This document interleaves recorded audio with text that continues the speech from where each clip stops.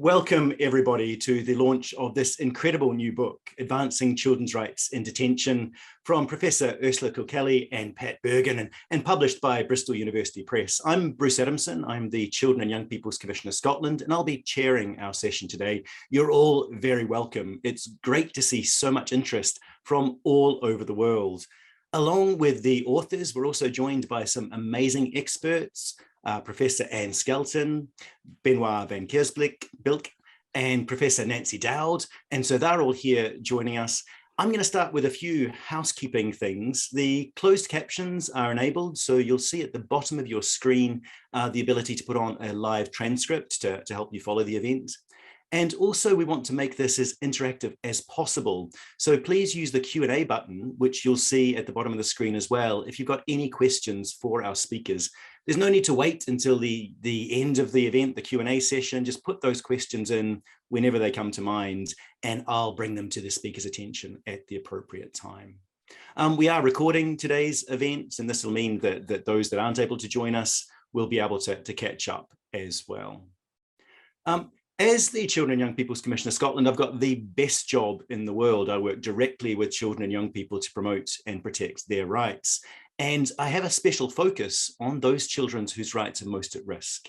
And so children in detention is a topic very close to my heart. And the timing of this incredible book, which has been many years in the making, is something to really celebrate. We all know that the issues for children in detention have been exacerbated over the last couple of years during the pandemic.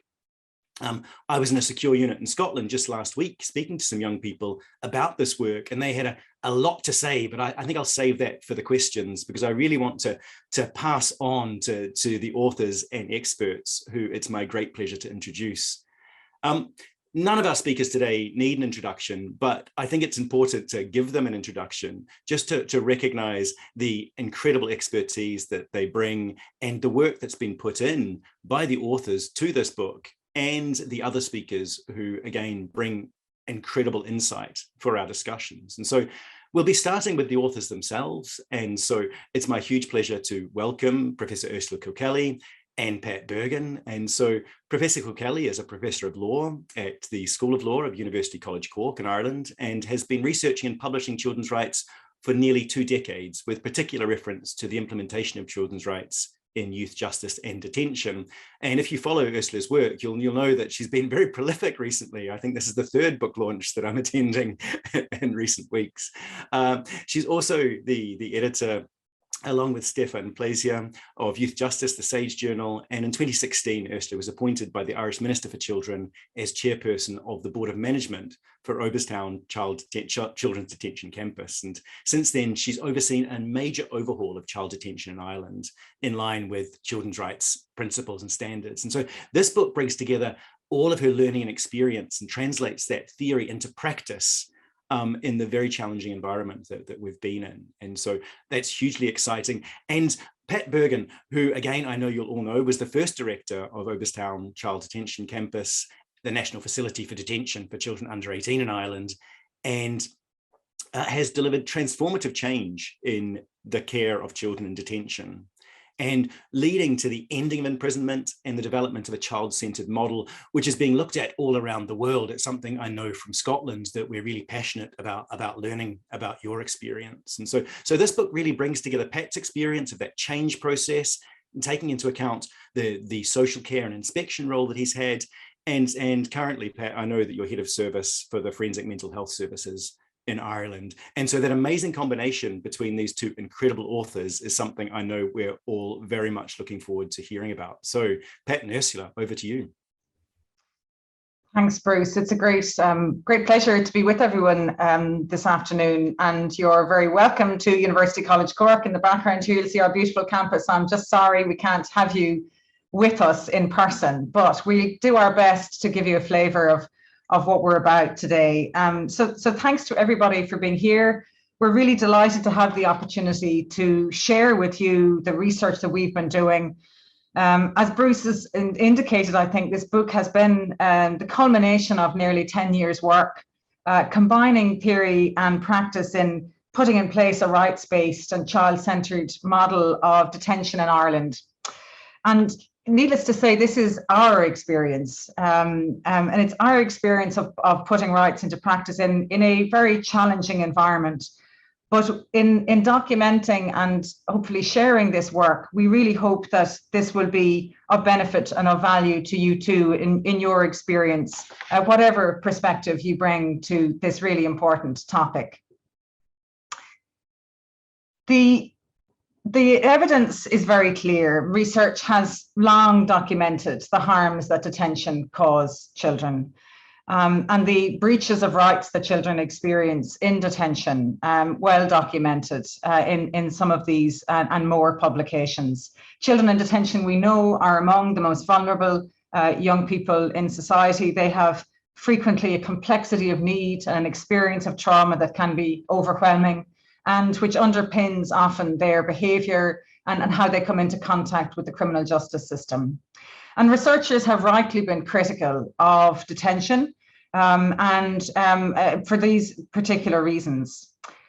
You will all be familiar with the amazing work of the UN Global Study on Children Deprived of Liberty and excellent other research, and particularly the work of Alex Cox and Laura Abrams, which I think is excellent in this field too, documenting and not only the harms and the breaches of children's rights in detention, but also increasingly bringing children's experiences and children's voices to the fore in articulating how they experience detention. This is hugely valuable research. What it means, I think, for us is that looking at the book is that the problem is very clear. We know this is clearly the case, that children's rights are not well protected in detention. But why we know that this is the case, and it's the case particularly in prison and in adult type environments, there's actually very little guidance available to identify how to improve children's rights in detention. How do you address these problems in a way that is satisfactory? Of course, some argue that it simply cannot be done. And some research documents the closure of facilities as the ultimate solution. We don't oppose that view. We're not in favour, if you like, of detention. We agree with those arguments. But what we argue is that it is not a full solution when, for instance, we believe that for better or worse, children who, particularly those experience and who commit violent offences, will require some level of secure placement in many countries around the world for the foreseeable future. And I think it's also the reality that Article 37 of the Convention on the Rights of the Child permits detention, albeit as a measure of last resort. And so we believe in all of that more needs to be done to maximise the potential of detention to advance the rights of children, as well as reducing its use altogether. So our work has taken children's rights and the children's rights framework as a starting point. And in doing that, and taking particularly the CRC as the liftoff, we argue that notwithstanding all of this complexity and all of these challenges and difficulties, children's rights can and must be better protected in detention, and in detention for all children under 18 years as the Convention prescribes.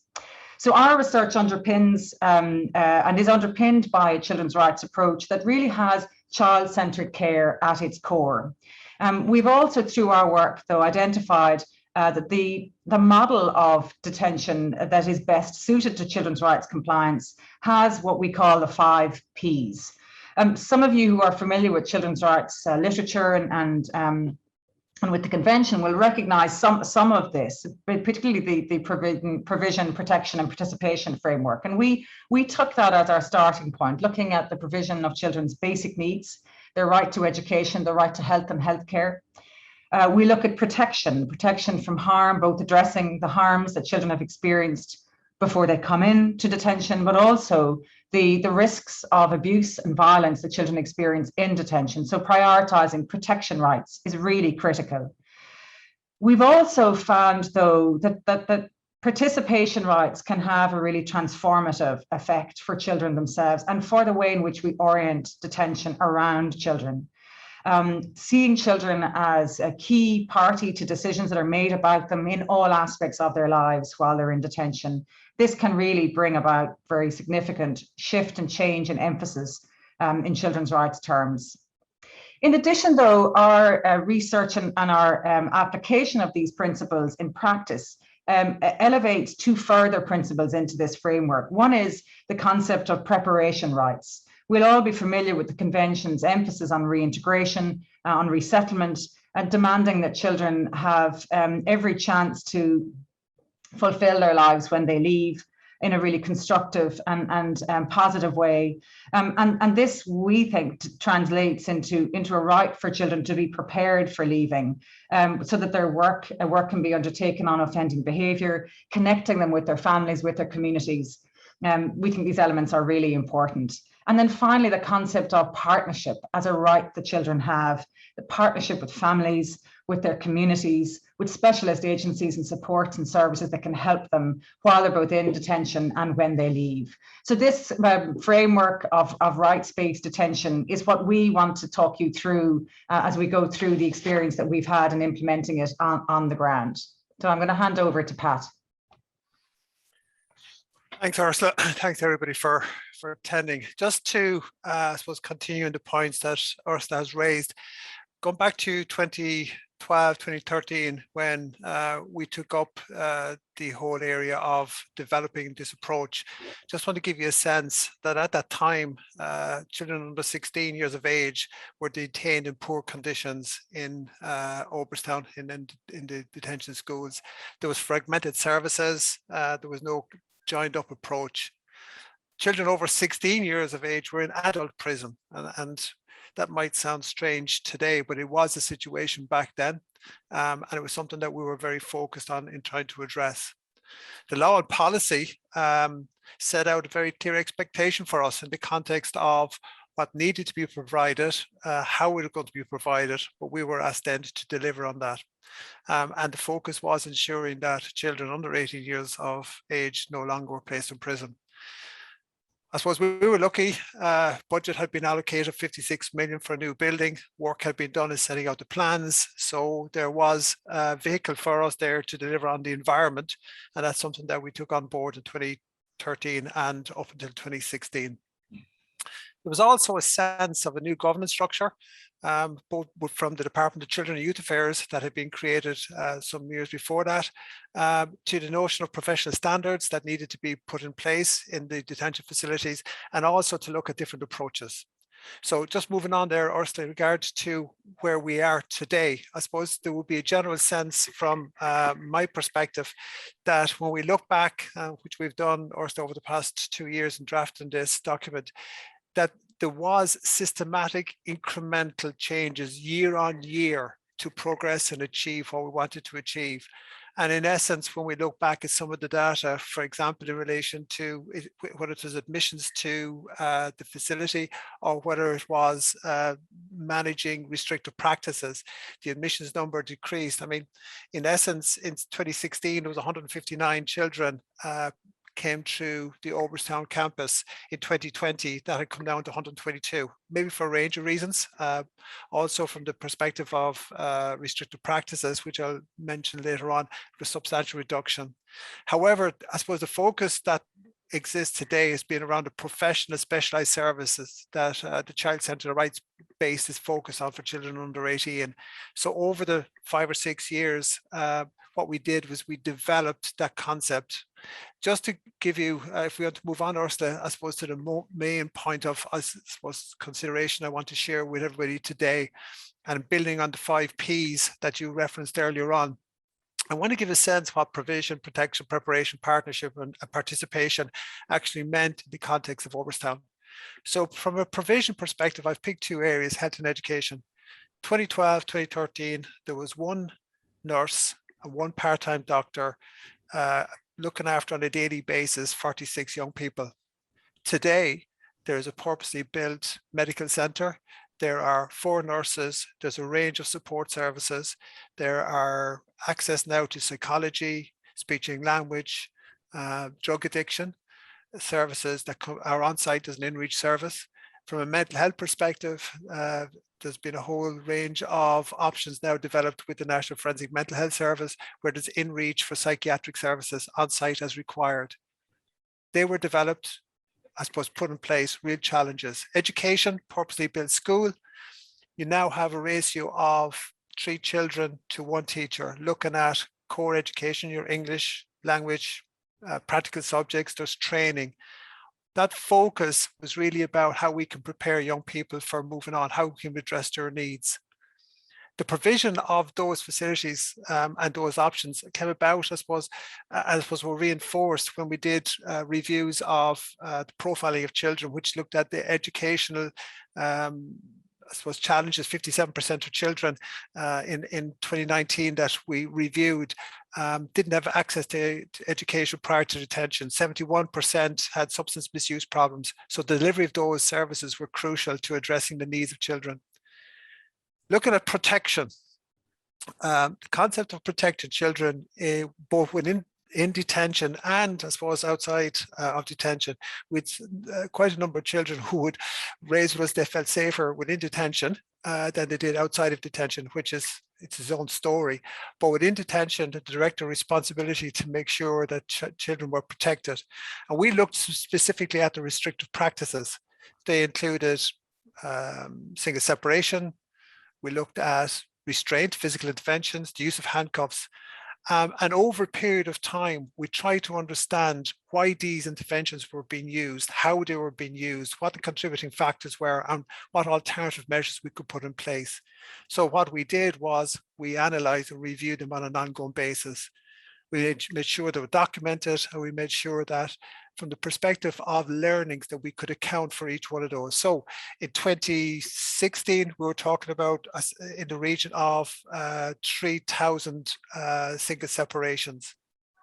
We looked at what children that related to, what units, what the trends were. In contrast to 2020, that was down under 500 single separations. Again, a lot, but the trend was down. The same with physical interventions.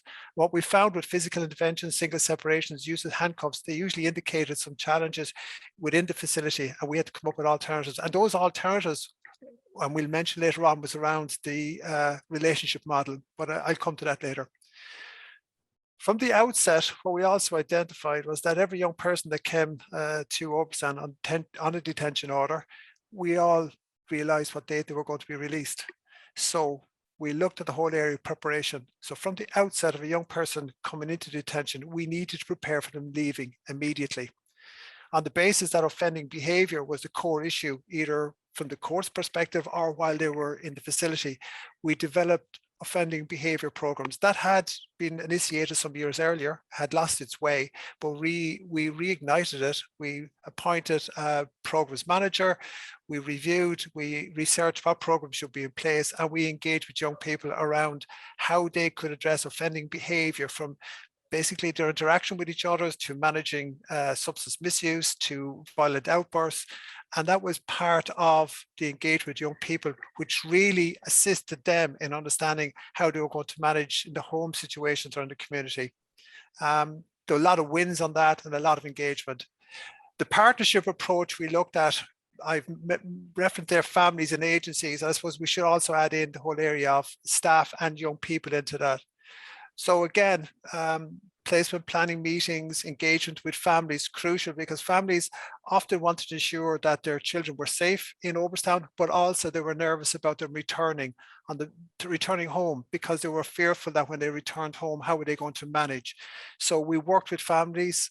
There was different projects we put in place in relation to support for parents. We did that through the Keirsbilck, one of the local organizations that work with the probation service. We also worked with other agencies in the context of particular work we could do as a partnership approach to changing things. The staff, I suppose the staff element was something we really had to focus on, and there was a massive learning curve for me in regard to the need to support staff, the need to work with staff to hear their views, but also, I suppose, as the biggest resource available within the facility, we realized that if we didn't put time and effort into the staff and working with partnership with them, then delivery for the outcomes for young people would not be have reached its best. The participation decision-making, coming into the facility in 2012, 2013, I was aware that children participated in their plans and attended meetings. But the reality of that level of decision making and participation wasn't at a true engaging level. Participation was based on, I suppose, the sense of the adults involved with the children at that stage, which is you can participate as long as we make the decisions.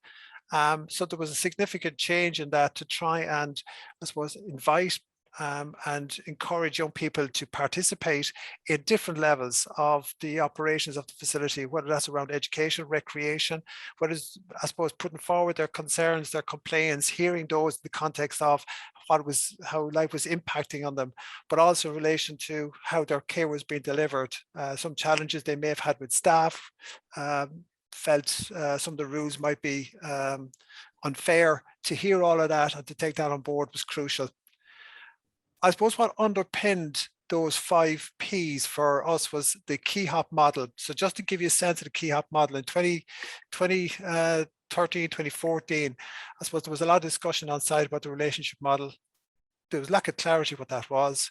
We looked at the 2001 Children Act, and within that, the legislation basically said that the director and the Oberstown had a responsibility to provide appropriate care for young people, or C, education, E, H, that we had to address all their health needs, that we had to address offending behavior, and we had to prepare them for leaving. So we put in place the Keyhop model. We worked with staff around how that could be delivered.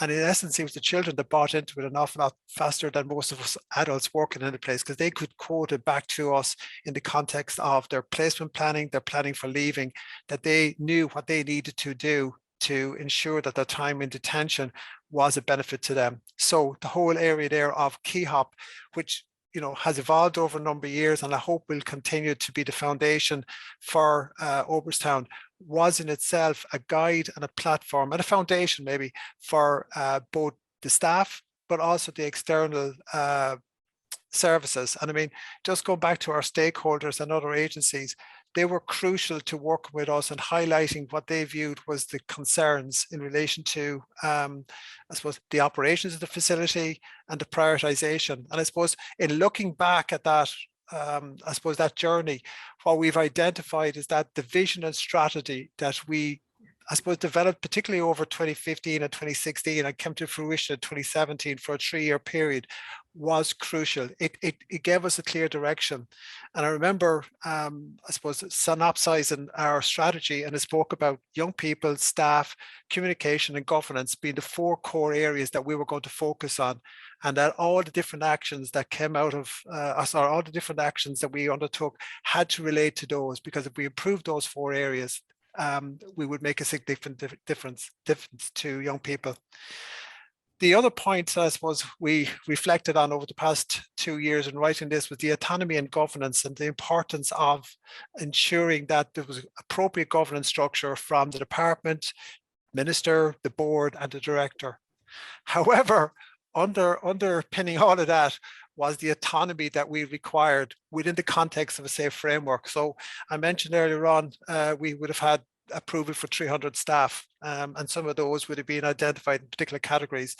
But we had the autonomy to move around opposed to where needs had developed, where funding was required. So that allowed us to be agile, to engineer solutions to problems that we hadn't anticipated, and it gave us that flexibility within good governance structures. But it was important for us at that stage to have that level of flexibility.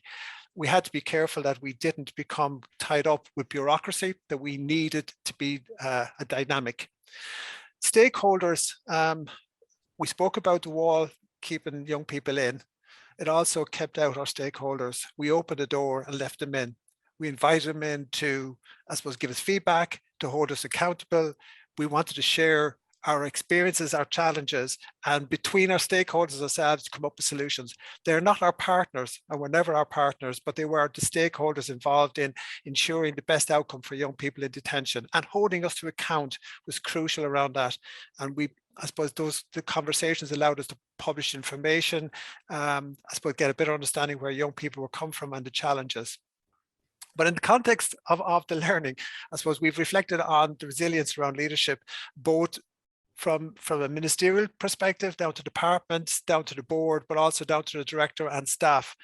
that there was real challenges over that period of time. There was the questions around whether we could deliver, how we deliver, what we're delivering. But we kept focused on the vision and strategy. We knew what needed to be delivered because that had been set out with government policy, in legislation. And in one sense, while we needed to navigate around some of the challenges, we had to continue to focus on, we have a message, we have a goal to achieve, and that goal needed to be delivered in a timely manner. So one of the learnings I think we both would reflect on, Ursula and myself, is the time that we took to do this was probably an awful lot quicker than most people would have anticipated, but that's because we were determined, resilient, and focused to get the best outcomes as quickly as possible. So Ursula, I'm going to allow you to pick it up from there, if that's okay. Pat. So when really in developing and implementing this model of rights-based care for children in detention, we have identified a number of enablers and influencers that were particularly important during this process. The first is, and I think relevant to all circumstances, it was really important that as a platform for what was being delivered in practice, we had a really solid legislative and policy base for rights-based child-centred detention for under 18s. And this rights basis set out in Irish law in the Children Act 2001 was, as I say, a platform, but it also served as what I describe as a protective shield. Whenever there became a risk that we might deviate from course or change tack, where change might be opposed or be addressed in a negative way. And so that sense of the law and policy setting out the path was really very enabling for the change that had to take place. Equally, policy in its various iterations over the years put flesh on the bones of the expectations for being set by government for the service and the rights to which children were entitled. So we thought these were really, really critical. Pat's already mentioned the staff, and I think it's really one of the areas where the international children's rights standards don't provide a huge amount of guidance. But for us, there was a very strong and early realization that staff concerns about their welfare, their safety, their capacity to do their jobs safely, these were not peripheral issues. These were actually core to the delivery of a children's rights model of detention. And to put it one way, if the adults, the staff didn't feel safe and supported, we felt that they were telling us they were struggling to provide safe and supportive care to children. So this was where we really took a range of measures to support staff, from a full-time occupational psychologist to a whole range of crisis interventions and supports that helped staff to do the really important work that they do. The third influence, and there's a whole chapter to this in the books, it's so important, to the national and international bodies, human rights bodies, civil society groups, national human rights institutions like our Ombudsman for Children, for instance, all played a really important role in helping to focus and to challenge what was being done on the ground.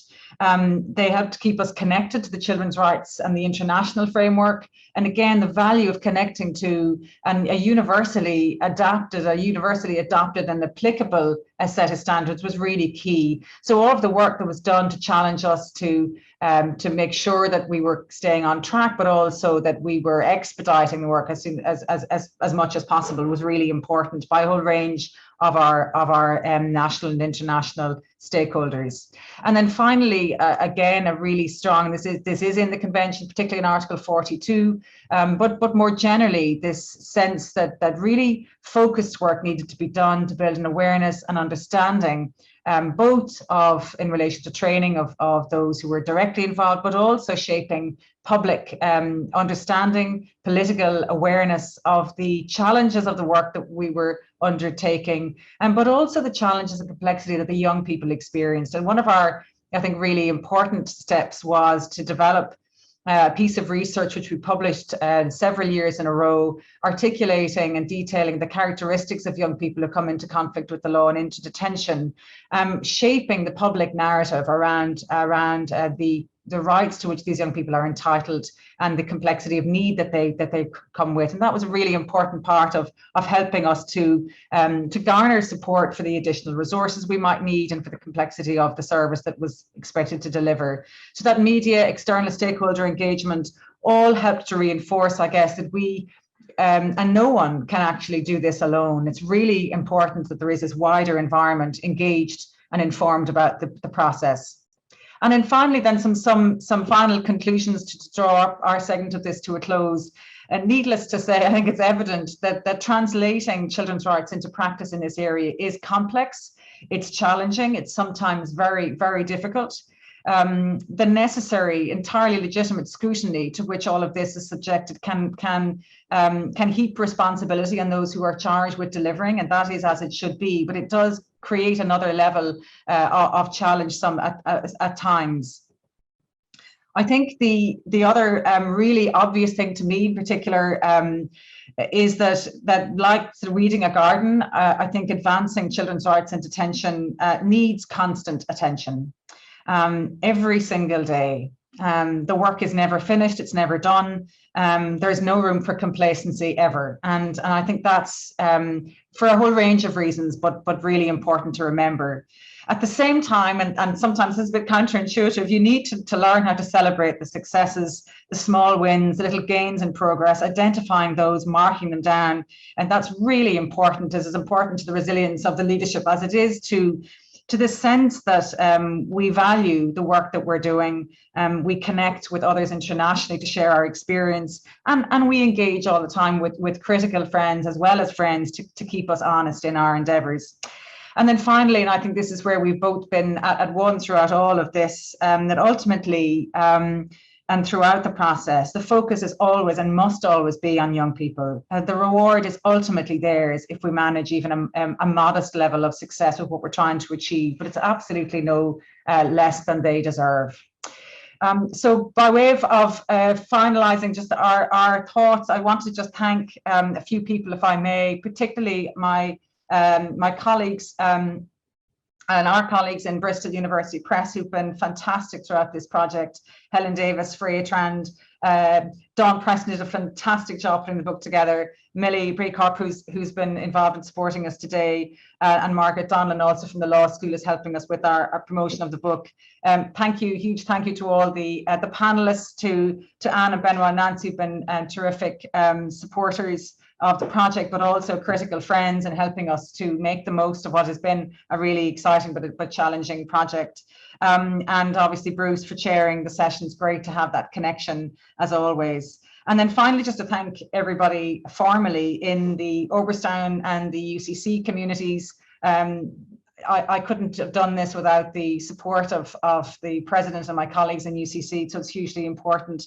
But all of those, from the Board of Management to the Department of Children, everyone in Oberstown itself and in our wider communities who've really contributed to this project, to the book and today's event. Thank you very much from us both. So I'll pass back to you, Bruce. Fantastic. Thank you, Ursula. Thank you, Pat. That was really incredible. And I think that the way in which you've laid out the change process that you went through, the really strong rights-based focus, and given us some really practical things to think about. I know in Scotland we're trailing behind in terms of things like still having children, 16 and 17-year-olds in adult prisons. We still, the experience of those children has been really awful during COVID. And so there's so much practical knowledge and experience within this that you both laid out. So that was absolutely amazing. I think also the end point there about making sure that we celebrate the successes, and human rights is tough. We don't always move as quickly as we'd like to, and I think that's really important. And as you'll have the chance to see now, the folk in the chat, we've got so many kind of human rights heroes that are announcing themselves in the chat. Please continue to do that, everybody. It's really great to see so many people involved in this session today that have given so much to the work that you're doing.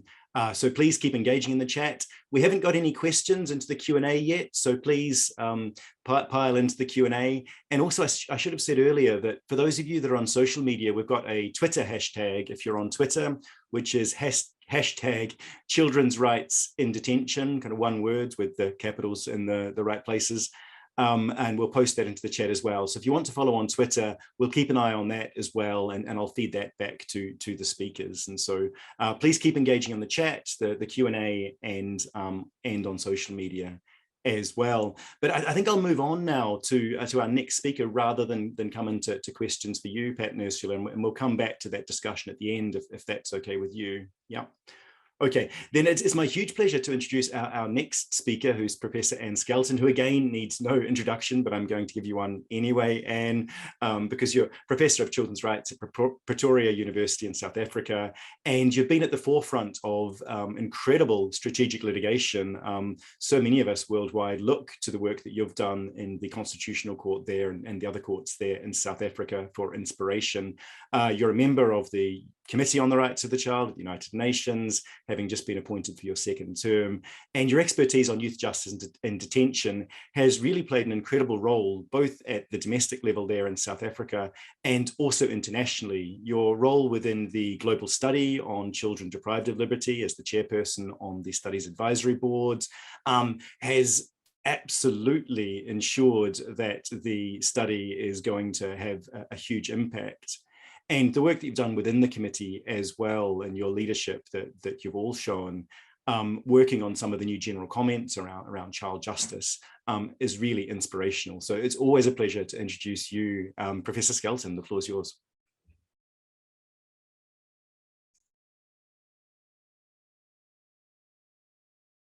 And I think we're still on mute, Anne. Yes, sorry about that. Well, it's wonderful to be here with all of you, and thank you very much, Bruce, for those kind words. I'm speaking to you from Pretoria, and I don't know if you can hear that there's thunder in the background. There's actually a storm going on outside, which is good because it's rain and we need rain. Ursula and Pat, congratulations. It's so wonderful that you're at this point. The book is done. Of course, the work isn't all done, but a lot of work has been done. And as you've said, it's important to stop along the way and chart the successes that there are and take note of the work that still needs to be done. Bruce mentioned the global study on children deprived of their liberty, and I'd like to start off by quoting a child, an adolescent boy that was interviewed during the global study. Actually, Ursula was also involved in gathering the voices of children for that study. And this particular adolescent boy said, "We are safe here physically. Everything is well, but we have stress all the time because every minute we have a dream that is being out there with our families and our friends." And I think these words actually really show us how, no matter how much work has been done and how much better it might be in some institutions than others, the real dream is always freedom. However, I think the global study, you know, in the global study, Manfred Novak, who led it, took the view that there will, for the time being at least, always be some children who are in detention.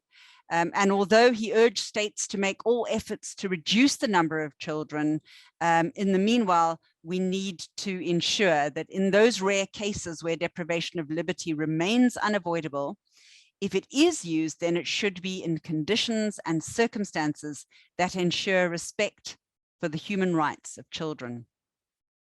So in Ursula and Pat's book, they give us a detailed account actually of how Ireland has grappled with developing a child rights compliant approach. And they acknowledge that, you know, only a few years ago, Ireland didn't have too much to brag about when it came to detention practices because these did fall short of good practice. But the book explains then how Ireland has made important changes in the past few years to bring its youth justice detention practices in line with international human rights standards. And the story of Oberstown is a narrative of transformation. It brings insights into the relevance of of the purpose-built facility, one facility to which many children are brought. These are all interesting ideas that are not necessarily available in all countries in the world. But I think that what the narrative tells us is how important it is to work with professionalizing the workforce and reshaping the way that they work with the children. And that is what most of all has impacts for the children themselves. So talking about these international human rights standards, then, of course, Article 41 of the UN Convention on the Rights of the Child requires that children in the youth justice system must be treated in a manner consistent with the child's sense of dignity and worth. It sounds so simple in a way, doesn't it? Dignity and worth. But it's not so easy to achieve it in practice, particularly when you are in an environment where there is communal living in a confined space. As soon as you're in that situation, some of your dignity is compromised. Some of your sense of worth is affected.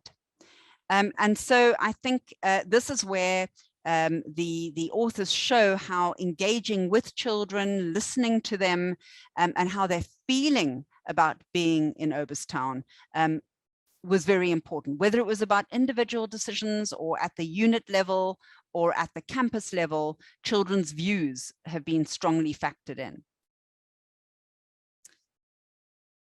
So this idea that children should be treated with in accordance with the dignity and the sense of worth also focuses on the child's feelings, because it's the child's sense of dignity and it's the child's sense of worth that is relevant.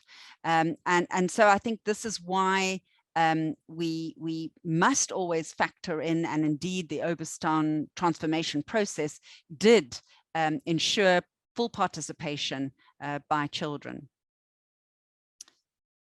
The other thing is Article 37C of the CRC talks about treating children with humanity and respect for the inherent dignity of the person, and also ensuring that it's always in accordance with the child's age and needs. And again, I think here we see that the whole idea of reintegration of children is so important. So Pat said in his overview, he talked about the fact that from the minute that the children arrive, there's work on preparation for them to leave. So they've only just got in the door, but a plan is already underway for how will they be able to move on. So I think we can see the international norms and standards playing a role there in the background, guiding, and I think General Comment 24 as well elaborates on some of these ideas. The book mentions too how the ratification of the convention was a catalyzing event which had an impact on decisions going forward, that decisions were easier to make because of the fact that the state had ratified the convention. So moving back to the book then, it talks about the fact that it summarizes all of the work that has been done, and in chapter 10 there's a progress update, as it were, and it explains that child-centered care has been achieved through this consistent approach of individual assessment of each child on admission, a personalized placement plan for each child, and an integrated model of care throughout multidisciplinary services, through multidisciplinary services, and of course support for every child along the way. I think this is really very important, and although all child and youth care work should really be done in this way, we find that this is often missing. Individual development plans and therapeutic services are often lacking where children are deprived of their liberty. So I think a lot can be gained by those who are looking for examples by looking at the Oberstown model in this regard. Another thing I think that's really important to focus on is how this book talks about accountability through independent oversight, ongoing scrutiny, awareness raising among the public, and of course, amongst political leadership. All of these things are very important. No center is standing on its own. It's always within some kind of broader framework, and we have to make sure that we're bringing everyone along with the changes that are being made. So the book says that it is that the Oberstown model is a model that can guide international reform efforts. And I think that that is a very reasonable claim to make, because the microcosm of Oberstown has been an incubator for ideas about how to work in a child rights compliant way within a residential setting. And I think that Ursula and Pat very consciously did this within a context of the human rights standards, which does make it more transferable, because it's possible to then look at how that could be framed in another country setting. Working in South Africa, I can say that it's certainly a model that we are looking at. And a very important aspect of this as well is, how does this all fit together under the optional protocol against torture, OPCAT, and oversight? So I think some of the work that has been done gives a clue to those who are developing models for oversight, because if you're going to be doing oversight, you need to know what is good practice so that you can measure the practice that you're seeing against that. So a model for good practice like Oberstown is also very, very useful for those who are involved in processes to oversee what's happening any place where children are deprived of their liberty. So I want to end then by saying, well done. And we are certainly watching this this process and following the work that's been done in other parts of the world. And I do think that this does serve as an exemplar that may well be a blueprint for other reformers around the world. Back to you, Bruce. Fantastic. Thank you so much, Anne, for that really insightful comment on the work that's been done at Oberstown and the work that's captured in this book. I know we've got colleagues from Oberstown who've made themselves known in the chat, who are watching this, and others that will see it in recording. And I think that there can't be any kind of higher honor than someone of your stature, Anne, saying that this is an example of good practice. This is something the rest of the world is looking at. And I think that in terms of celebrating the success, I think that what you've set out there really gives us all some strong encouragement to celebrate both the work that's happened, but also to look to see what we can do to apply that in our own country. So thank you so much, Anne. There's not any questions that have popped up directly for you just yet, but I know you'll be joining us a little bit later for the discussion as well. So thank you so much. And again, this is a useful reminder, please do get your questions into the Q&A. There's some really interesting chat happening in the chat function, but get your questions in early so that we don't run out of time a little bit later on. But again, I'm going to move on to our next speaker, again, who needs no introduction. We are really blessed with incredible speakers today.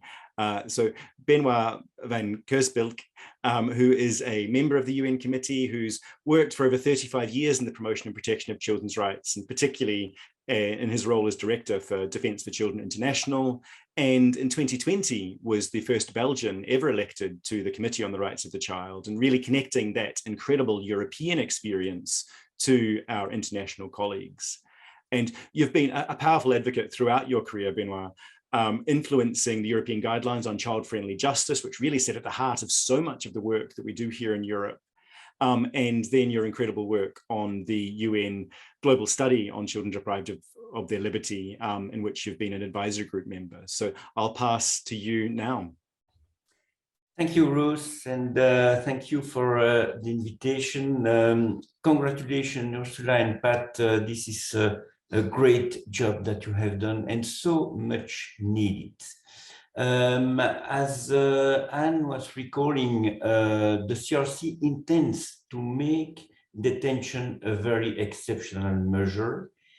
and require that all the rights of the child be respected in the context of detention.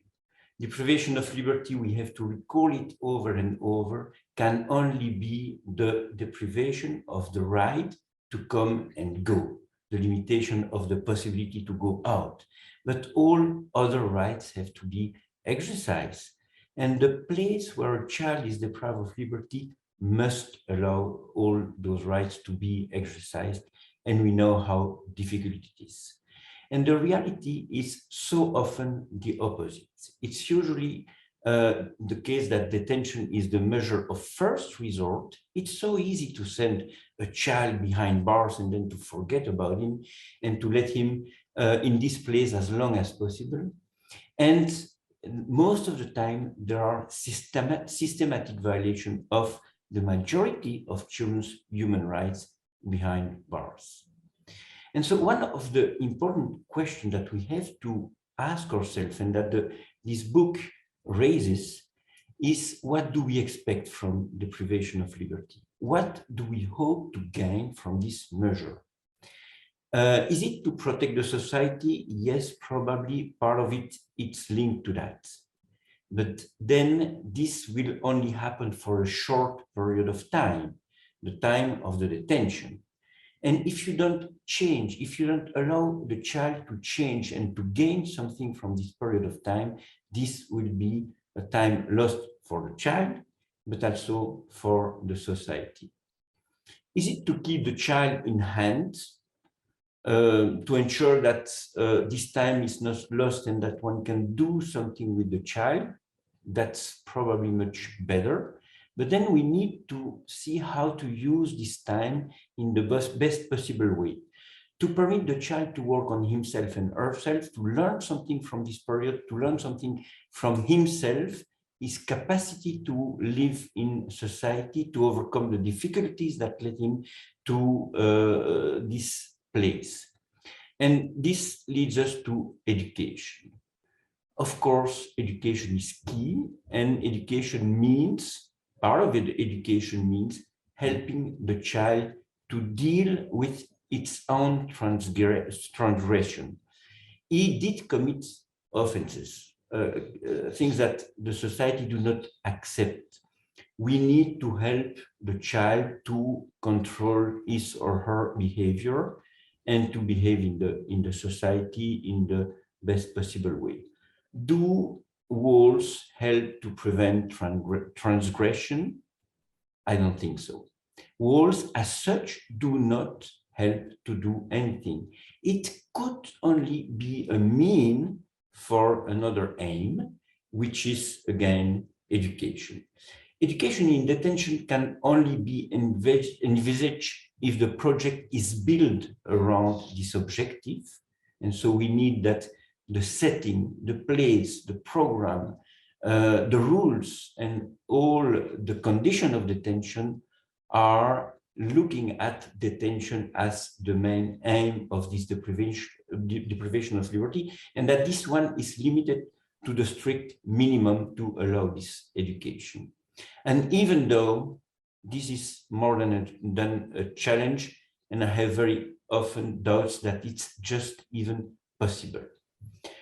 This is also the message that the global study on children deprived of liberty, conducted, as it was already said, by an independent expert, Manfred Novak, at the request of the UN. This is what this study wants to highlight.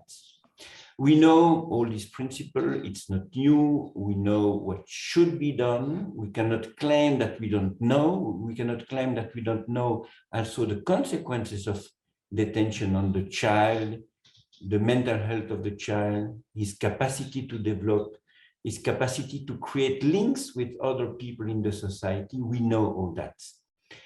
But we can also recognize that when we know that, and if we want to implement that, the most difficult journey is still to undergo and to implement this principle and to apply those recommendations. Probably one of the first challenges is to convince the authorities, the government, to engage in this path. And maybe to convince a broad public that this is also in the best interest of the whole society. I have seen in so many places the authorities willing to engage in reforms, but not knowing how to proceed, from where to start. And if you don't do it in a very thoughtful manner, the risk is to fail and then to give reason for the ones who believe that the only thing to do with a young offender is to lock him up, to give him or her reason. Okay, that's the only way to do, and there is nothing other that works. And this is probably the greatest value of this book, is to help anyone who wants to engage in this reform to think about how to proceed, to integrate all the dimensions that need to be taken into account, and to really work in a very thoughtful and organized manner, taking into account this great experience. It is so important to document this process so that it can be used by others, and I'm convinced, as Anne was saying, that this can be replicated in many other places, adapted in the context, social, legal, economical context. But we need to leave a record of what has been achieved, to remember where we come from, and what to keep in mind when we are in the path of working on that, and certainly to remember that, as Ursula and Pat were saying, this is never finished. This is something that we still have to continue to do it again, to adapt to the evolution of the society, to adapt to the situation of the children. The context and the pandemic has shown us that this is important, and to continue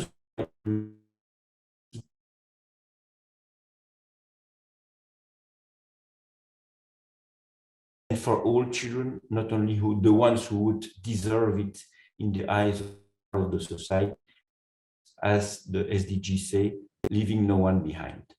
Thank you for your attention. And thank you so much. I love the way that you kept bringing us back to the rights framework, the experience of children, and also the real positivity. And I know I've seen that colleagues at Oberstown have been on Twitter saying that it's great to see the recognition of their work. And I think the learning that we can get to make sure that detention of children should be at the last resort, but when children are detained, the focus on a rights-based approach, on dignity and focus, and that has societal benefit as well as individual benefit. Thank you so much for that. I'm going to move on now to our last speaker before we open up to question and answers. And thank you so much to all the speakers who are going to stay around to answer your questions. But it's my great pleasure to, again, someone that needs no introduction, but I will introduce you, Professor Dowd. So Professor Nancy E. Dowd, who's the David H. Levin Chair of Family Law and a distinguished professor at the Levin College of Law at the University of Florida, and a prolific author. I think those of you that are sitting with bookcases behind you, as we see on Zoom, will have many of Professor Dowd's books sitting behind you. If we could see everyone, we could probably do a little bit of a test to see. But again, groundbreaking books, Justice for Children, a New Juvenile Justice System, Total Reform of a Broken System, Reimagining Inequality, and a new book coming out, Radical Brown, which is due to be published next year. And Professor Dowd, you took a Fulbright scholarship to Europe in 2018 and 2019, and you had the opportunity to visit Oberstown as well. And so it's wonderful to have you here, and I'll pass the floor to you. Well, thank you so much.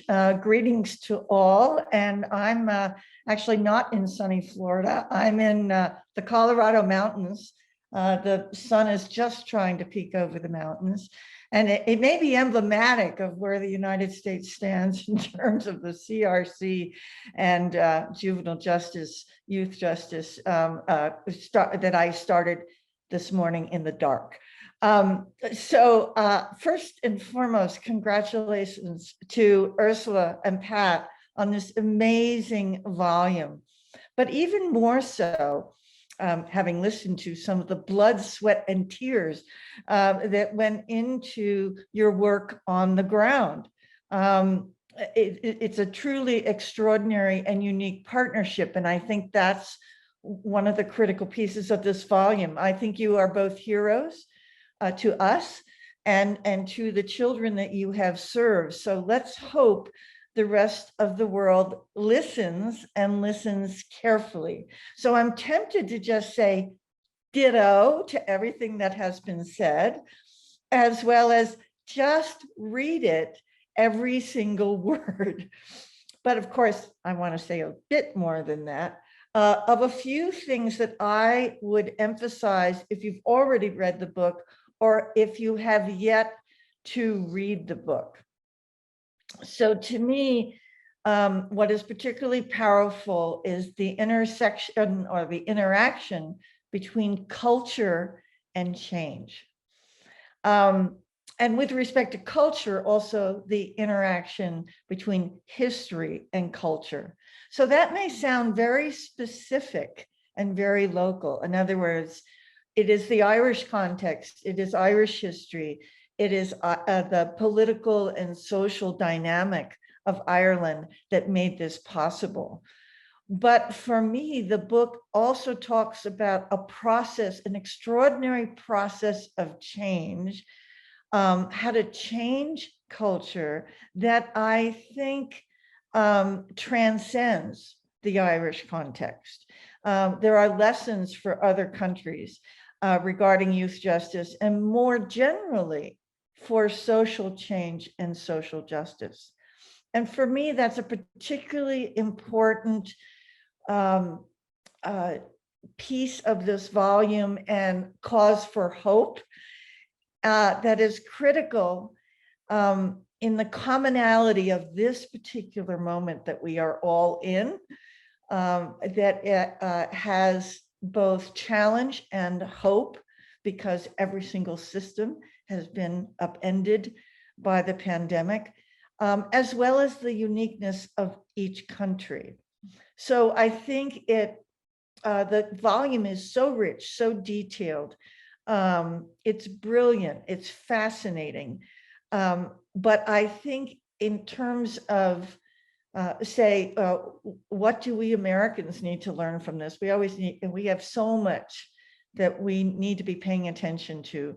But I think from an international or comparative perspective, that the last chapter, chapter 10, is particularly important. I'm not saying don't read the whole book. I'm just saying as a sort of, so what does this mean for us when the us is outside of the Irish context? It's chapter 10 and then the afterword. So if you really want a distillation, I would say go to the afterword. So again, the detail and depth of the description of the Irish experience is a shining example of collaboration across disciplines, between theory and practice, between politics and politicians and the academy, and between adults and youth, not just adults doing to someone, but actually listening, engaging, collaborating, partnering with youth. I think that is one of the most radical pieces of all. When I read this book, there were 3 or 4 things that particularly stood out for me.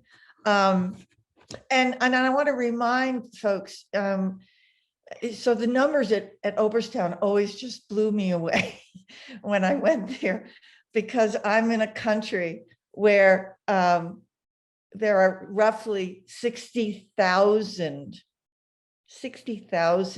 youth in some form of detention every day. And an equally horrific number that are in adult detention because we try them and detain them as adults. So then any kind of services are almost, the notion of rehabilitation, I think, is largely dead in our adult prisons. So the sheer scale of what needs to be attended to in the US is pretty dramatic. And again, it's sort of, what do I take away from this? Where do I find some hope? Well, the first and foremost thing that I noticed in reading this book was, and from, of course, interacting with Pat and Ursula and being there for a brief visit, was that a strong commitment to principles and standards is absolutely critical. It's the essential foundation. So accomplishing that, I think, excuse me, is nothing short of amazing, and that's what has to be for all else to follow. Second is leadership over the long haul, a very long haul. What was striking to me is how long a slog this has been to get to this space. Still not perfect, but you changed the culture. You changed the culture. That is extraordinary. Third, that instead of doing for children or at children, you partnered with children, you empowered them, you rehabilitated them. And fourth, it was striking to me, and continues to be the case, that the weakest link is reentry. It's not what you accomplished at Oberstown. It's what the kids are going back to, right? That brings in intersecting systems. And Pat, of course, you are now in charge of one of those critical intersecting systems that are not well coordinated and do not provide great support at the front end and before, and at the back end coming back in. So what might be affirmatively accomplished, even in the deep end of the system in detention, is really challenged by the context in which kids are returning. And I think in that respect also that who's in detention and their identities are particularly important, because those inequalities get reflected in the communities that they are going back to. So we're still dominantly talking about boys, even though the numbers of girls in detention has gone up. So we're in all that gender stuff and masculinity stuff is clearly evident. We are talking generally about people who come from an impoverished background, so about class factors where it's disproportionately those at the bottom of the economic ladder. And in the US, and I think in every other country I'm aware of, it's always the most marginalized. For us, it's on the basis of race. That's not, it may be ethnicity somewhere else, it may be religion, it may be something. That's who's there. So, and they are going back to communities who suffer from inequalities, from oppressiveness, from a lack of supports. So that exacerbates the process of reentry. So I think that means you guys need to write another book. But it is, again, the intersection of the youth justice system, not only with all other systems that serve or fail to serve youth, but also their intersection with, again, the inequalities in our societies. So those are my four, but I think it's important to highlight the distillation in the afterword of this volume. So let me just remind everybody who's listening of what is there. You said the most important starting point is political commitment to children's rights. And you can imagine how steep a hill that is to climb in my country, but it is in other countries as well. And not just some amorphous children's rights, very specific, high standards to want something better than just locking kids up. And I love this language that you use, so I'm going to quote it. Quote, culture change requires disruptive creativity. I love that language. And it so epitomizes you, Ursula, and you, Pat. You are disruptors and creators in the most positive way. So culture change requires disruptive creativity. Second, You said in the afterwards, leadership is absolutely essential. But your concept of leadership is not a top-down, hierarchical, patriarchal model. It's a collaborative. I want to be a leader that creates the circumstances for the next leader to continue to do and evolve the work, not just follow the recipe, so to speak. I think that's absolutely critical. Third, you talked about partnership as critical to a rights-based model, to not thinking that you are the one person that can change things, but that you have to partner and collaborate, probably even with people that you don't like very much and who you profoundly disagree with, but to try and find the common ground that moves the project forward. Your last element was flexibility, the reminder, and Pat, it was so powerful when you were talking about having the capability of moving things around to where the needs are, still with the oversight to make sure you're doing it well, right? But that kind of flexibility is, instead of bureaucratic stultification, is just so critical. And that things continue to evolve. They're not going to stay the same. We don't want them to stay the same, right? We want there to be less kids, maybe no kids in detention.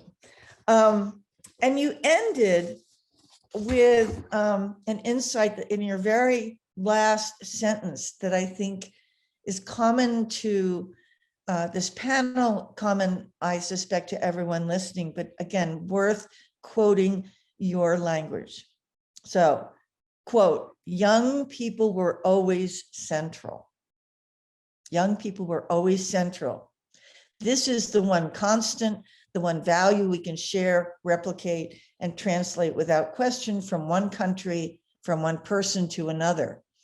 It reminds me again of one of my favorite quotes from young people, right? A world fit for children is a world fit for everyone.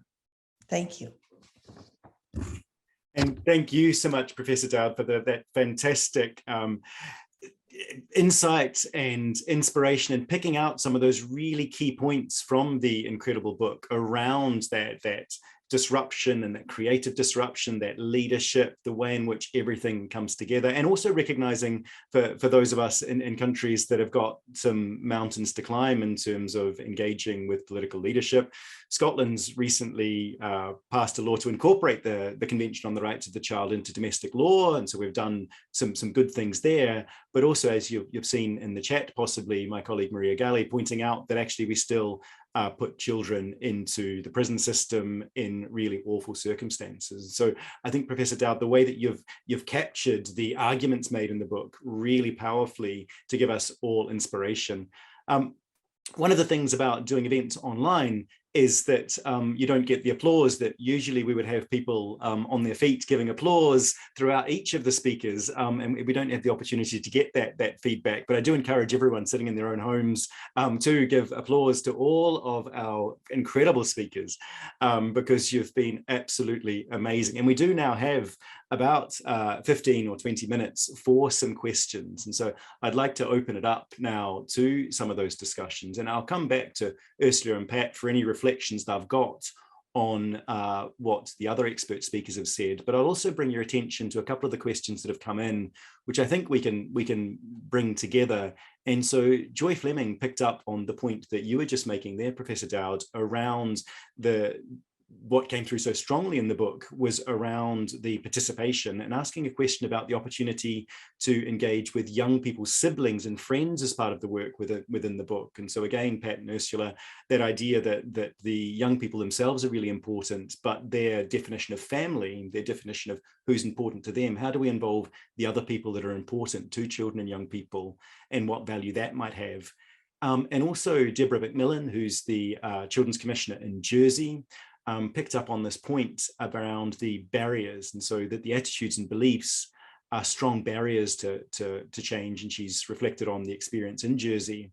and asked, how do we overcome the societal barriers towards those that would perhaps see these children as problem children because they're in conflict with the law, rather than taking a rights-based approach? And so I wonder whether we could weave some of the answers to that. But perhaps I'll come back to Ursula and Pat, because you've had the opportunity now to hear all of the reflections on your amazing book and to see all of the love that's coming through on the chat. So I'll just pass the floor to you without a specific question, and I'll let you handle that. I know that's really poor chairing on my part, but Ursula, do you want to take the floor?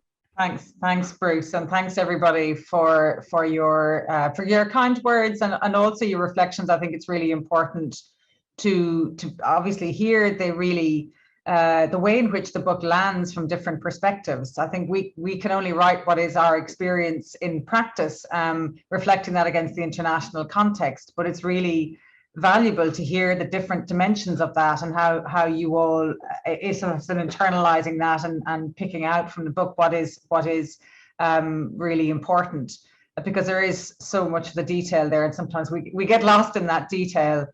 I think one of the comments, and I see Dragan Nastic from UNICEF UK is in there as well, talking about the political. I do think that we were extraordinarily lucky to have, first of all, a piece of legislation in the Children Act developed by Silda Langford and others back before in the 1990s that really was very ambitious for what we wanted to achieve as a youth justice system generally. And that took a lot of work. It was definitely prompted by the ratification of the convention in '92, and also some really horizon scanning in a very ambitious way, looking to New Zealand and other jurisdictions to see what was good about what was happening around the world. And I think while the Act stopped and started a little bit in its implementation, it was, and there was various complicated iterations involved in the transition that we explain in the book, including ending the imprisonment of 16 and 17-year-olds in a phased way, and that required a very complex set of legislative changes. Nonetheless, the core provisions, and Pat called out some of them earlier, were really quite groundbreaking and fundamentally important as the basis and the bedrock for what was set, in particular that child-centered model for all under 18. So regardless of the offence, regardless of the way in which children come in to the criminal justice system, all children remanded or detained under 18 go into a child-centered facility. That is in many respects and internationally quite radical. We don't allow any imprisonment of under 18 and a half effectively. So I think that was really important, and the political, but that is legislation, and legislation can change. And so what we're going to the questions in the chat, the sense of constant political support. The Act has never been undermined. The Act has never been threatened with change, and there's been a really strong a political level of support, but also in our colleagues in the department, in the civil service, who often don't get the limelight, but we're real steadfast in their support for this mission, which, we're able to identify the resourcing and put that in place, and so on, all the different elements that have to be done to support that process. So it's a long-term process, a long time coming in that respect. But I think those elements of political support, big P, small p, were really, really critical. We also have a very strong civil society in Ireland. It kept us on our toes and always focused on the right spaces for what young people were entitled to. And then I suppose just to Deborah's question and the cultural question, I think really. We would have expected, I think, a level of opposition from the public, and there's a certain amount of that there. Public is often concerned with their safety primarily, and less with the rights of young people who come into conflict with the law and in detention.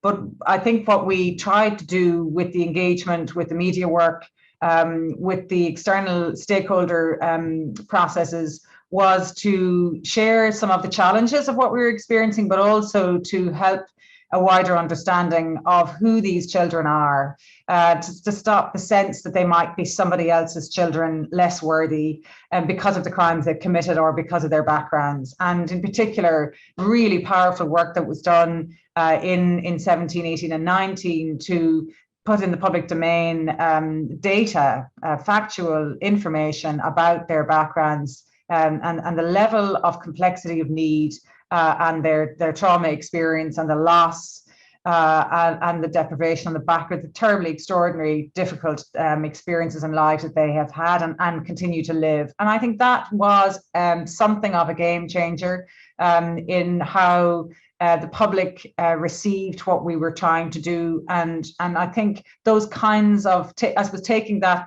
responsibility on might be seen as quite unusual when other times it's the academic or the NGOs who do that kind of work. And we felt it was important that we put that data into the public domain in a way to try and change the public perceptions or to raise awareness among the public about what we were doing. So I think that's an example, Deborah, of the kind of thing I think that has had an impact and helped generate wider support for the work that's being done. Yeah, I think that's a really powerful example, Ursula, that we can all learn from in terms of the way in which we deliver that change. And again, Pat, I might come to you, but I'll throw into the mix another, maybe a little bit more specific question that we've been really interested in Scotland is around the reduction of restricted practices, and restraint and seclusion is something that I've investigated in my office. And I think one of the big things that you touched upon was that big cultural change and bringing staff with you as well. And so would you like to elaborate a little bit more on some of those specifics as well as the broad things that we've been discussing? Yeah, I think the whole issue of restrictive practices, I mean, I remember when the word restrictive practices came into the domain in Oberstown, it was quite a shock because it wasn't used, the term wasn't used. Single separation was used, restraint was used, but when you brought them together and said, look, these are actually restrictive measures that we're using on young people, it began to create, I suppose, discussion, and awareness, even some resistance to what we were about to do. So I suppose the issue, what I noted around, for example, single separation was that there was a level of separation that was understood to be the norm. So we had to, through engagement, identify that it wasn't normal. It wasn't normal to separate children for short periods of time, whether it was for an hour or two or for longer. And often practices that I suppose were just natural for people to say, well, if Ursula can't manage herself, she needs to be separated from a group for a day, a week, whatever it was. It wasn't categorized as something that was wrong. It was just categorized as an approach. So until the lens was turned on it in relation to, can you realize the impact that this has on that young person, the impact on the relationship, you know, to separate somebody for a period of time, how do you reintegrate them? So all of those questions became part and parcel of our, I suppose, our daily interaction. But it did take time, and it took a shift of, I suppose, attitude of staff, because it was the normal process that was in place. I suppose in the context of it, what we started to look at, can we document when a single separation happens? Can we then look at why it happened? Was there alternatives? For how long? Was it reviewed? We did experience, and this is known, situations where somebody was in single separation. When you go back tomorrow to clarify why they're in single separation, because they did something yesterday. And your question was, no, why are they in single separation today? Because they did something yesterday. And then tomorrow, it was because they did something the day before yesterday. So after a while, you kind of go, yeah, but is there a reason why it's happening now? So over a period of time, I think staff were quite open to then looking at, well, actually, I don't know why. Actually, that's a good reason. Maybe we need to move on. And I think what came out of that approach then was an awareness to look at, well, what do I need to do now to reintegrate that young person now, rather than waiting until it become very evident. And that was the challenge. The other point just around restrictive practices, there was always a correlation between single separation, restraint, acting out situations, conflict for young people, and to try and link those in the concept of staff was important. So looking at, well, Johnny did get a bad phone call yesterday. He's not coping well with it. He's acted out because a staff member has dealt with a situation, or a young person dealt with a situation a particular way, and that has evolved into an outburst. So the issue you need to look at is, what were the contributing factors? to the outburst, not what the single separation was. That a response? Or so I suppose by undertaking that approach, we slowly but surely over a period of time change. And there was resistance. There was resistance even by young people in the context of, well, I didn't do anything wrong. Why isn't that young person on single separation? So I can continue my normal day-to-day living because I don't want to see him around. He's not in a good place. But also from a staff perspective in the context of managing. So it was about providing alternatives and then also engaging with young people about their behavior, why they did it. All of those shifted the lens and the understanding. So it takes time, and there is going to be periods then where single separation may increase for a young person because they're having a really difficult time and their behavior is totally out of control. And there's risks to staff, there's risks to the environment, there's risks to other young people.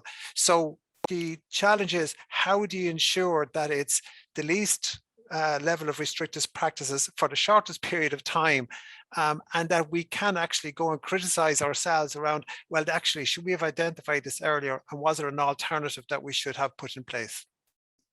Yeah, I think that came through so clearly, and I think that understanding of children expressing expressing their distress, and so this distressed behaviour is actually a form of communication and working with them. And I think it links back to the point Joy made earlier about working with their families and people that know them to help understand how this behaviour manifests. I think is absolutely key. I'm very aware that we're into the last few minutes of the session now, and I would like to give the chance to all the speakers to come back with some final thoughts. But I also noticed a few people in the chat are talking about buying the book, and I know that our colleagues at Bristol University Press have a code, I think, that allows a discount, and I think that's just popped up now in the chat as well. So everyone should be buying this book, but please do take advantage of the discount as well, which has been posted up. And also, I do want to add in, just before I pass it to each of the speakers for their final thoughts. Emma Woodfull has picked up the point about children being involved in the physical design of buildings. And this is something that we've been passionate about in Scotland. We had children design our office as the Children's Commissioner, and it's something I'm hugely proud of. And I think that idea about children and young people having the right to be involved in every decision that affects them, including the environment that they're in, and what a big difference that can make. And so I think that's a really important thing to comment on as well. But I'll perhaps pass on to you now, Anne, just for any final comments. We're into the last kind of 5 or 10 minutes or so, but if you've got any kind of final comments on what you've heard, that would be great. We're just listening to everyone's inputs. I've been thinking about how many ingredients go into, making a success of something like this, and I think that is something to keep an eye on for those others who might be considering reform, that you've got to actually look at all of these issues and see how many of them you can bring in, because all of them are going to be important for that overall success. So yes, I found it fascinating, great listening to you. And as I can say, I will definitely be promoting the book in South Africa. Fantastic. Thanks so much, Anne. And it'd be great to see you over in Scotland before too long as well.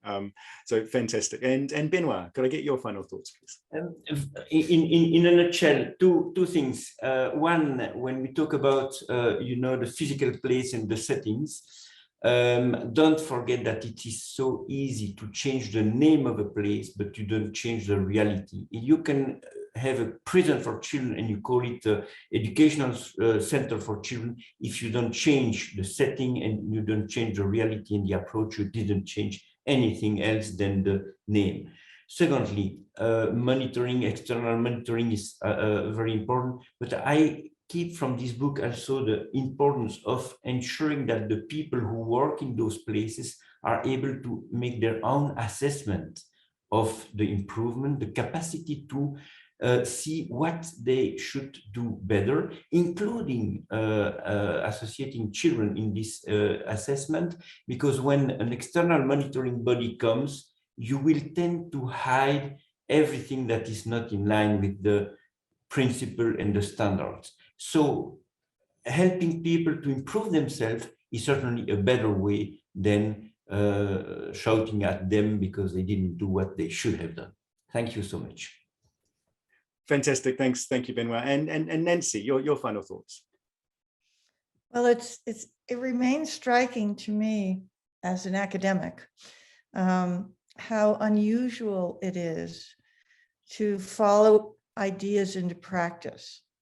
And so I think that's another essential element of this book, because we tend to write, but we don't often get in on the ground.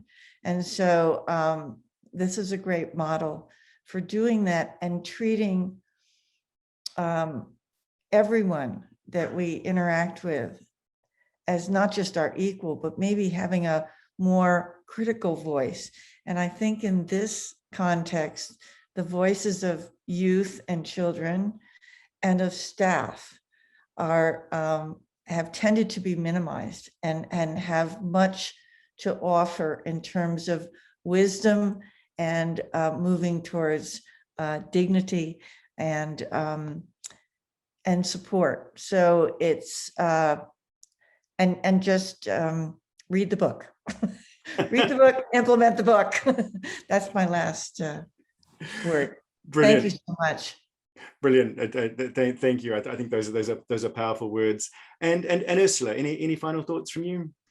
No, I mean, we're just incredibly grateful to everybody for their support. It's been a long and difficult journey, but it's got so many positive elements to it. We're really, really grateful to everybody for bringing their different perspectives. It's so rich listening to everyone and taking so much more from it than we thought we'd given, which is just incredibly rewarding. So huge thank you to everybody for being with us and for all of the commentaries and the reviews and the engaging and pushing us and helping us to make this better as we went along. So just a huge thank you to everybody, and to you, Bruce, as well, for taking the chair for today. Really appreciate that, the role and your support. My absolute pleasure. And Pat, final thoughts from you? Yeah, look, I just want to, I suppose, endorse all the comments that was made. I suppose just to take the moment, 2017, the book was mentioned at some late night strategy meeting between Ursula and myself. It was a concept, I suppose, to give, I suppose, credit where credit is due. Ursula has, I suppose, continued to push the concept. And I think without that push, we wouldn't have the book today. I think we'd be still talking about the experience and maybe the notes. So, I mean, Ursula, appreciate, I suppose, the support over the years, but also I think that the opportunity for this to be put on paper and made available to a wide audience is actually the benefit of all that we've done over the past couple of years. So thank you for that. Fantastic. Thanks, Pat. And again, if you haven't got your copy yet, please grab hold of it. Thanks everyone for being with us, and particularly thank you to Pat and Ursula for your incredible leadership in the production of this book, and everyone from Bristol University Press and everyone else who's been a big part of that, to Nancy and Benoit and Anne for your incredible ongoing leadership and expertise. And just to close, I always like to reflect on the views of children and young people. And a couple of years ago, for the 30th anniversary of the convention, we asked young people in Scotland to give us 7-word stories to describe why rights were important to them. And a couple of them have really come to mind for me just in closing. My rights give me power, freedom, courage. My rights are my armor to me. And the final one, which came from a 7-year-old, but I think is so important in terms of what we take from today and how we go forwards, is the last 7 words come from 7-year-old Cadence, who said, rights matter, we matter, don't lose hope. Thanks, everybody. Thank you so much.